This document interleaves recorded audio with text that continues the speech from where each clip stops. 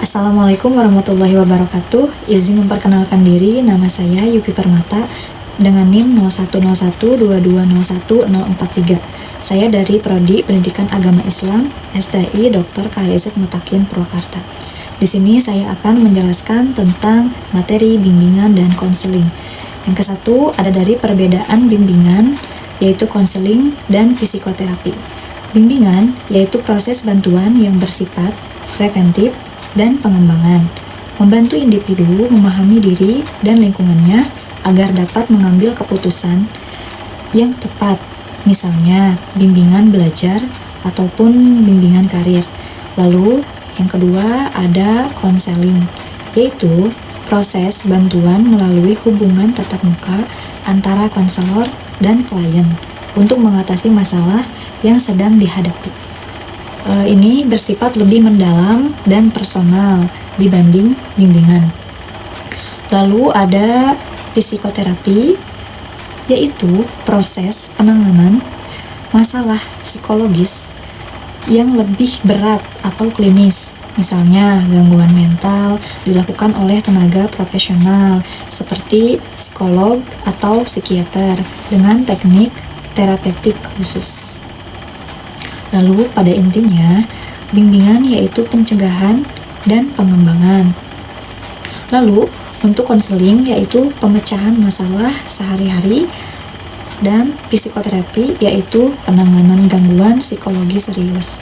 Lalu yang kedua ada dari landasan psikologis dalam konseling, yaitu terbagi menjadi prinsip teoritis, yaitu landasan psikologis menekankan bahwa setiap individu itu unik. Jadi perilaku dipengaruhi oleh pikiran, emosi, dan pengalaman. Manusia memiliki potensi untuk berkembang. Perubahan terjadi melalui kesadaran diri, ada dari pengaruh terhadap sikap, yaitu konselor. Prinsip ini membuat konselor bersikap empati, memahami perasaan klien, tidak menghakimi. Jadi no judgmental gitu ya, menghargai keunikan klien, fokus pada pengembangan potensi tersebut, bukan hanya masalahnya saja. Lalu untuk analisisnya dengan landasan psikologis, konselor tidak memaksakan solusi tetapi membantu klien menemukan solusi tersendiri. Lalu untuk yang ketiga yaitu ada peran konselor, dan pada makna perannya yang ke-1 pendengar aktif ya. Konselor mendengarkan secara penuh, memahami isi dan perasaan klien. Terus yang kedua ada dari fasilitator, membantu klien menemukan pemahaman dan solusi sendiri. Lalu yang ketiga yaitu agen perubahan, mendorong klien untuk berubah ke arah yang lebih baik lagi. Untuk alasannya yaitu siswa kurang motivasi berubah, terus lingkungan ada dari keluarga, teman tidak mendukung, guru BK sering dibebani tugas administratif, terus stigmanya bahwa BK tempat siswa bermasalah atau siswa nakal ya. Nah, analisisnya yaitu mengubah perilaku membutuhkan waktu, komitmen, dan dukungan lingkungan. Ini tidak mudah dilakukan hanya dalam sesi konseling saja. Lalu, yang keempat, ada masalah yang efektif untuk konseling kelompok.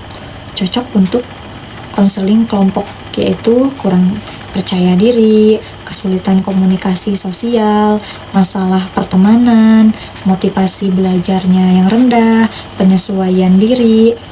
Lalu ada yang tidak cocok, lebih efektif individu atau sendiri ya. Yang ke-1 ada yang punya trauma berat, depresi serius, masalah keluarga yang sangat privacy ya, yang sangat pribadi, jadi jangan sampai orang lain tahu.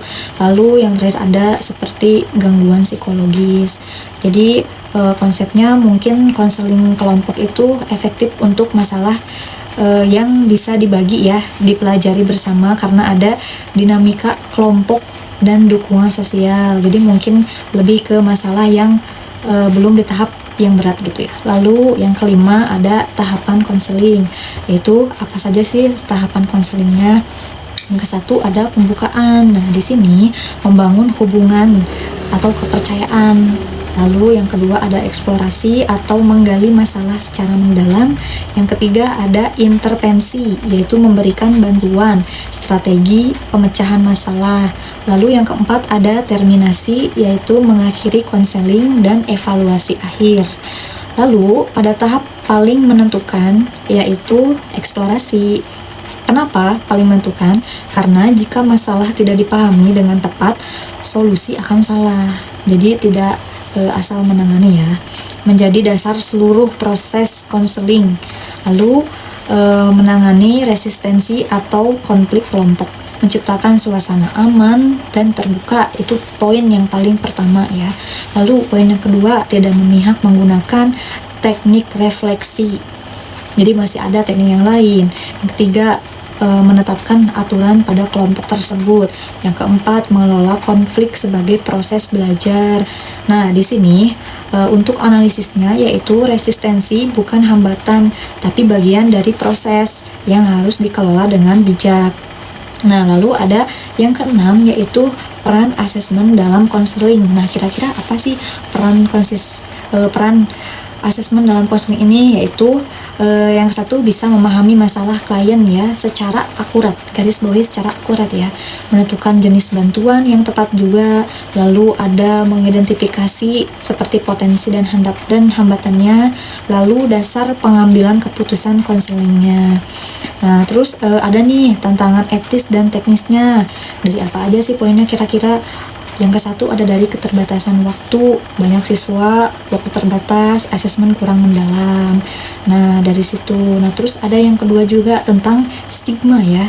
Siswa takut dianggap bermasalah. Nah, itu sih yang paling banyak ya kendalanya di siswa itu. Nah, yang ketiga ada kerahasiaan atau privacy itu kan ya, resiko informasi pribadi tersebar katanya. Nah, terus untuk yang terakhir keakuratan datanya, siswa bisa tidak jujur atau menutup diri. Boleh jadi yang diceritakan itu tidak seperti cerita yang aslinya ya. Lalu untuk analisisnya yaitu konselor harus menjaga kerahasiaan tadi ya. Terus membangun kepercayaan kepada siswanya, menggunakan metode asesmen yang sesuai, menyesuaikan dengan kondisi sekolah. Nah, di sini yang saya dapat simpulkan pada semua poin yang sudah saya sampaikan, yaitu konseling adalah proses profesional yang menuntut pemahaman mendalam, keterampilan interpersonal, dan etika tinggi dengan tujuan membantu individu berkembang dan menyelesaikan masalah secara mandiri. Terima kasih. Wabillahi taufik wal hidayah. Wassalamualaikum warahmatullahi wabarakatuh.